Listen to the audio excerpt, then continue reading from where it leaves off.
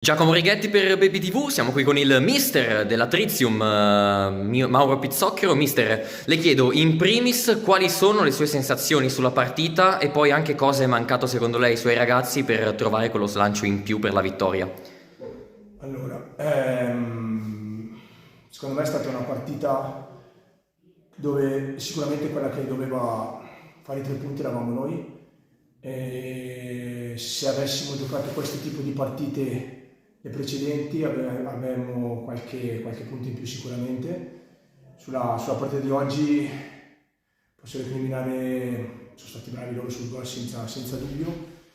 Poi ti dico, la partita l'abbiamo condotta per lunghi tratti e provato a gestire alcune situazioni e senza però sbilanciarmi, perché poi il Ponte è sicuramente una squadra con qualità, gente che sa questa categoria come fare i punti, e quindi comunque sono 2 punti persi per il mio punto di vista, senza dubbio.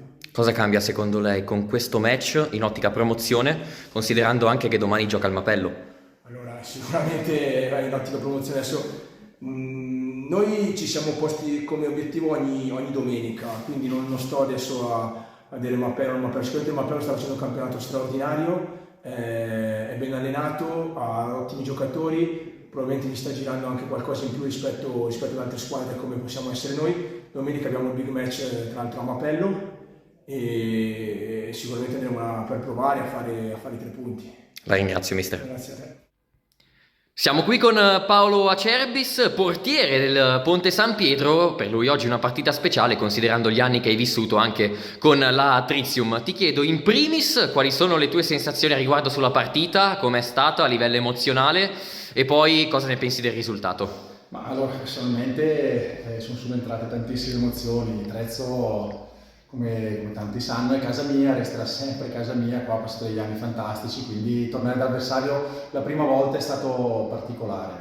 Per quanto riguarda la partita, siamo stati bravi noi ad andare in vantaggio, forse un po' ingenui a prendere il gol del 1-1, poi abbiamo gestito bene la gara, anche se loro qualche occasione l'hanno avuta, ma anche noi qualcosa abbiamo creato e quindi direi un pareggio abbastanza giusto.